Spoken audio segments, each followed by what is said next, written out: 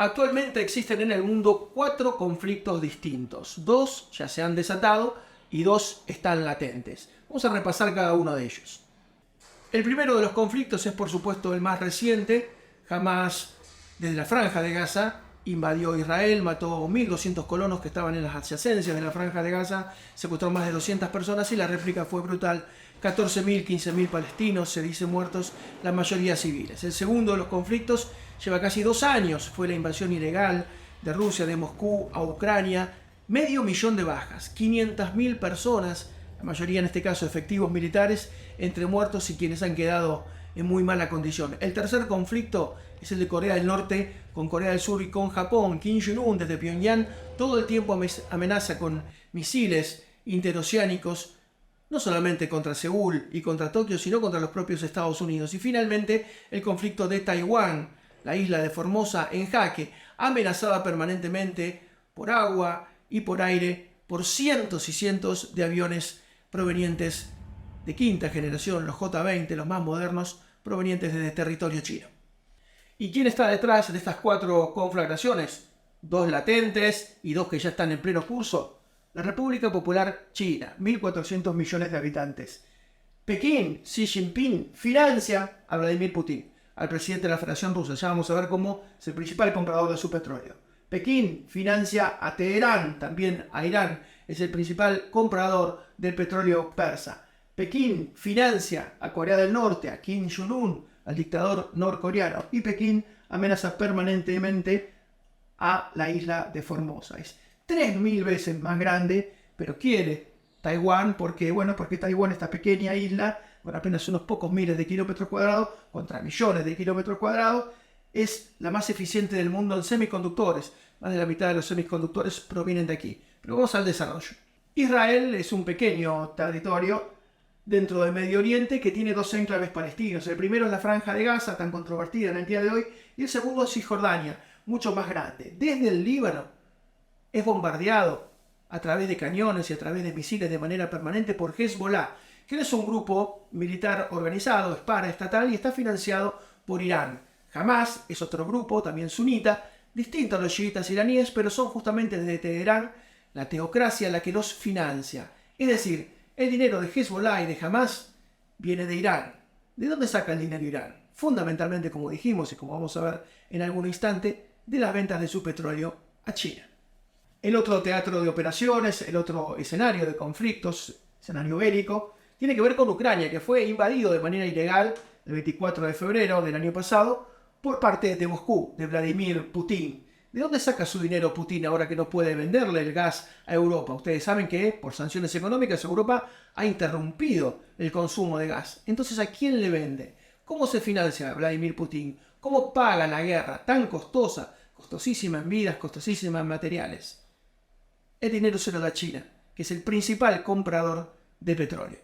Este video es muy demostrativo. El dictador chino Xi Jinping dice: ahora mismo estamos en un cambio que nunca habíamos visto. En 100 años estamos liderando un cambio. Le dice en ruso, por supuesto, Putin: estoy de acuerdo. Saludo, dear friend, gran amigo. Se va Xi Jinping, el dictador chino, y lo saluda desde la vereda el dictador ruso. En 100 años nunca se llevaron tan bien, justamente en pleno periodo de guerra.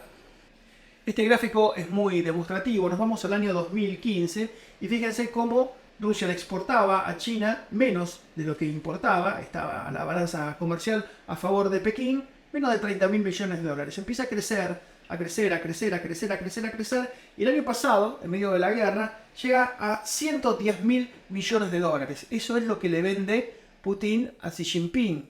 China financia la guerra en Ucrania. Cuando vayamos a ver los números de 2023, posiblemente ya estén en 150.000 millones de dólares. Pekín sostiene a Moscú. Después de 20 años, Ebrahim Raisi, presidente de Irán, visitó Pekín, una visita de 3 días para afianzar justamente los vínculos. Ahora vamos a ver cómo estos vínculos políticos se corresponden completamente con los vínculos económicos.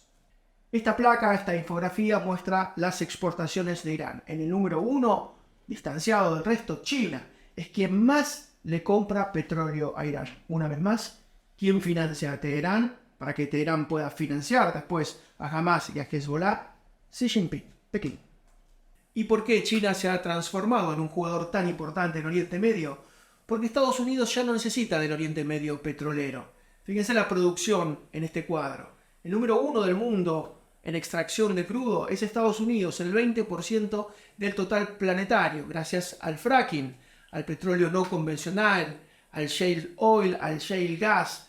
China, sin embargo, necesita importar para mantener sus fábricas, para mantener su economía en producción, la mitad del petróleo que consume. Agustín Barletti es un escritor e investigador argentino que reside en Miami, en los Estados Unidos, y publicó un libro muy interesante, El hambre del dragón. En pocos meses nada más van a comenzar las primarias de los Estados Unidos, tanto del Partido Demócrata como del Partido Republicano, y muy posiblemente terminen siendo electos dentro de sus partidos estas dos personas, estos dos dirigentes que ya se enfrentaron en el 2020. Donald Trump, con casi 80 años, por el Partido Republicano, y Joe Biden, actual ocupante de la Casa Blanca, con más de 80 años. Los dos terminarían siendo más que octogenarios cuando se retiraran de la Casa Blanca allá por el año 2028, principios de 2029. ¿Por qué pasa esto? ¿Por qué no hay recambio en un país que tiene los siguientes logros? Se trata de la primer superpotencia mundial. Tiene 8 de las 10 firmas más valiosas del mundo. Apple, Google, Coca-Cola, Microsoft, IBM, General Electric y McDonald's. Solamente como intrusos en este top 10 figuran Samsung, que es coreana, y Toyota, que es por supuesto japonesa. Pero además Estados Unidos tiene las mejores universidades del mundo. Si tomamos el top 5 de las mejores casas de altos estudios, vamos a encontrar al MIT, el Instituto Tecnológico de Massachusetts, luego la Universidad de Stanford en California, la Universidad de Harvard en Boston, Cambridge, que tiene una sede en Inglaterra y otra sede también en Boston, en Nuevo Massachusetts, y el Instituto Tecnológico de California, que es quien provee de alguna manera los mejores profesionales al Silicon Valley. Pero fíjense, los premios Nobel, tiene casi Estados Unidos 400 premios Nobel. ¿De dónde vienen? De la Universidad de California, de Harvard, de Stanford, también en California, del Instituto Max Planck, de la Universidad de Chicago, de Cambridge, algunas insisto en Inglaterra, otros en Boston, del MIT, del Instituto Tecnológico de Massachusetts, del Instituto Tecnológico de California, de la Universidad Rockefeller, de la Universidad de Columbia, en Manhattan, en Nueva York, o la de Princeton. Es decir, estamos hablando de un país que tiene 400 premios Nobel, las empresas más valiosas del mundo y las mejores universidades. ¿Cómo puede ser que no haya un recambio a nivel político? Y esta es la explicación. Hay dinastías. Esta es la dinastía de los Trump, con Ivanka, con su hija, con Donald Jr. Ya se preparan para suceder a su padre, hijos y nietos. Esto ocurre dentro del Partido Republicano también, y en las dinastías de los Bush. George H. Bush, padre, tuvo un mandato, tormenta del desierto, y después su hijo, George W. Bush, tuvo 2 mandatos, y Jeb Bush, el hermano de George, fue gobernador de Florida. Otra dinastía que se las trae, los Kennedy. En imágenes vemos a Robert Kennedy, ¿no?, del lado de la derecha de la pantalla, es quien fuera fiscal general.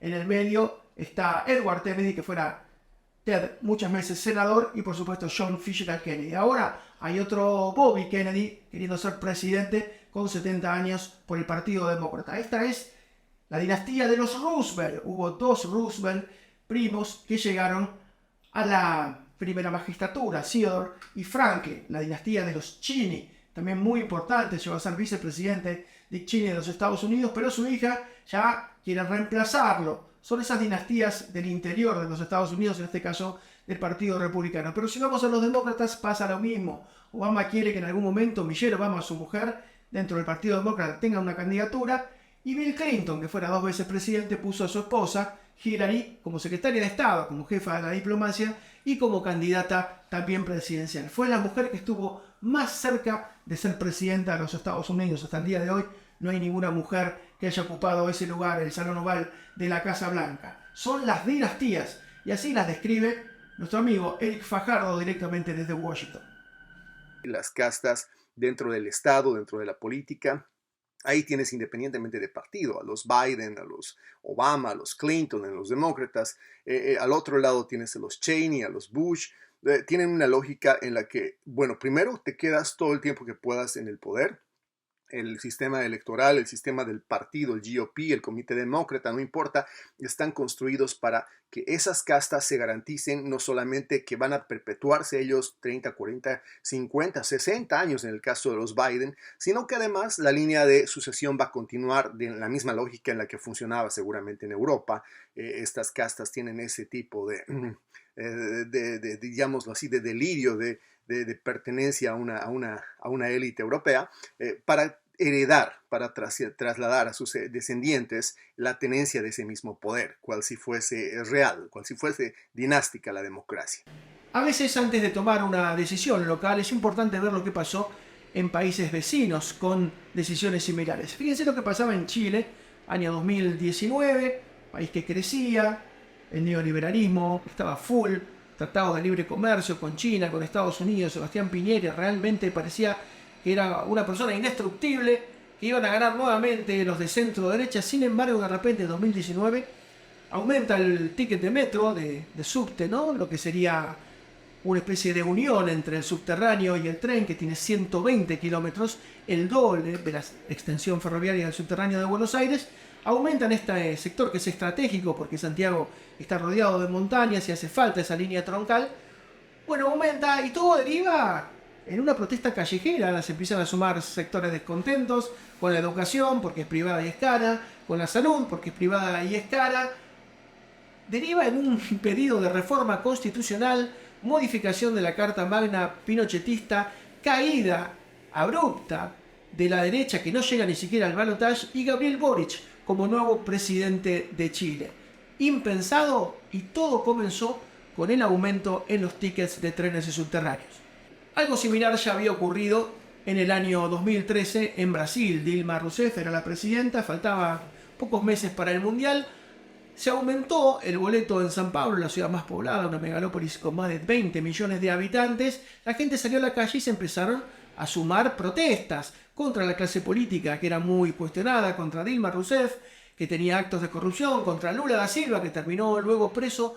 Todo derivó, después del lavallato y de los escándalos que había habido por corrupción en Brasil, en que Dilma Rousseff fue llevada a un impeachment, a un juicio político, y la echaron. Cuidado que algo parecido también pasó en Perú. Aumentaron la nafta. Pedro Castillo, el presidente, que había subido maestro rural con un apoyo muy exiguo, le había ganado el balotaje a Keiko Fujimori, pero tenía muy pocos diputados propios, quiso disolver el parlamento para sacar sus propias leyes. Lo sacaron del poder y lo metieron preso. Atención que muy cerquita, en Ecuador, pasó algo muy parecido. Guillermo Lasso llegó con muy poco poder, aumentó los combustibles, guerra de Ucrania de por medio, problemas internacionales, se rebelaron los indígenas, se fueron sumando sectores. Él tenía muy poco apoyo en el Congreso y tuvo que recurrir a la muerte cruzada. Renunció y cerró el Parlamento. Tuvo que llamar a elecciones. En la antigua Rusia de los zares, cuando quisieron occidentalizar a un país que estaba muy atrasado, surgió la conocida frase: cuando veas la barba de tu vecino cortar, pon la tuya en remojo. Atención, presidente electo Javier Milei, no es fácil subir todas las tarifas del transporte al unísono, no es fácil subir el precio de la nafta y el diésel, no es sencillo y no es gratis tampoco subir muy rápidamente todos los servicios de energía, de luz, de gas. Tiene que ser algo dosificado, planificado. Si usted quiere bajar todos los aviones juntos en un aeropuerto, lo más probable es que produzca un encontronazo entre las aeronaves, un desastre, y mate un montón de gente. Primero tienen que bajar las que tienen menos combustible, ¿no?, las más necesitadas, después las que tienen más pasajeros, y así va dosificando. Piensen lo que le pasó a Dilma, lo que le pasó a Piñera, lo que le pasó a Castillo, lo que le pasó a Lasso. América Latina está en carne viva y cualquier tipo de juego con cerillos cerca de las mechas puede volar por el aire cualquier tipo de polvorín.